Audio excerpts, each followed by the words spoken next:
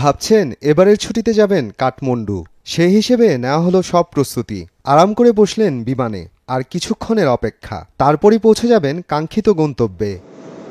ঠিক তখনই জানলেন বিমানে রয়েছে বোমা। আনন্দ মুহূর্তেই পরিণত হলো আতঙ্কে। সবাই জীবন বাঁচাতে ছুটোছুটি শুরু করলেন। এমন একটা দৃশ্যই দেখা যায় শুক্রবার বিকেল ৫টায় ঢাকার হজরত শাহজালাল আন্তর্জাতিক বিমানবন্দরে।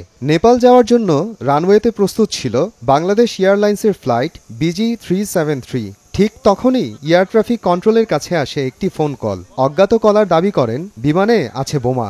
যাত্রীদের নিরাপত্তার কথা ভেবে সঙ্গে সঙ্গেই বন্ধ হয়ে যায় ফ্লাইট। যাত্রীদের সবাইকে নিরাপদে নামিয়ে দেওয়া হয় বিমান থেকে। বেশ খানিকক্ষণ তল্লাশি চালায় বোম ডিসপোজাল ইউনিট, তবে ৩-৪ ঘন্টা ধরে খুঁজেও বিমানে পাওয়া যায়নি কিছুই। তখন বোঝা যায় ফোন কলটি ভুয়া। তদন্তে নামে র্যাব। গ্রেফতার করা হয় এ ঘটনায় জড়িত ৩ জনকে। বেরিয়ে আসে চাঞ্চল্যকর তথ্য। প্রিয় সাংবাদিকবৃন্দ, শনিবার র্যাবের মহাপরিচালক AKM শহীদুর রহমান সংবাদ সম্মেলনে জানান, প্রেমিকাকে নিয়ে নেপাল যাচ্ছিলেন এক যাত্রী। খবরটি জানতে পেরে আটকানোর চেষ্টা করেন ছেলের মা এবং স্ত্রী। ব্যর্থ হয়ে পরামর্শ নেন ছেলের কাছের এক বন্ধুর। তার পরামর্শেই বিমানবন্দরে ফোন করে বোমা থাকার ভুয়া খবর দেন ছেলেটির মা।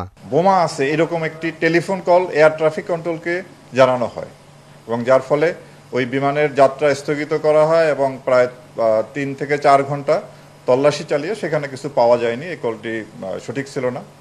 সারা রাত অভিযান চালায় র্যাব, সেনাবাহিনী ও অন্যান্য গোয়েন্দা সংস্থা। পরে গ্রেফতার করা হয় ছেলেটির মা, ছেলেটির স্ত্রী এবং ফোন দেওয়ার পরামর্শ দেয়া সেই বন্ধুটিকে।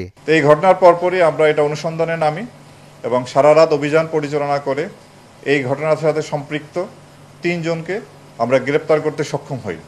তবে যার জন্য এত কাণ্ড, সেই ছেলে ঠিকই BG373 ফ্লাইটে চড়ে পৌঁছে গিয়েছে নেপাল, সাথে তার প্রেমিকা। ভালোবাসা কি সত্যিই অন্ধ? মায়ের দোয়া আর স্ত্রীর অভিশাপ পেরিয়ে প্রেমিকাকে নিয়ে শেষমেশ কাঠমান্ডুতে নামল সেই প্রেমিক। কিন্তু পিছনে ফেলে গেল এক বোমাতঙ্কের কাহিনী, যা এখন দেশের আলোচনার শীর্ষে। প্রেম থামানো গেল না, থেমে গেল শুধু বিমানবন্দরের স্বাভাবিক কার্যক্রম। মোহাম্মদ আফরানুল ইসলাম, সময় সংবাদ।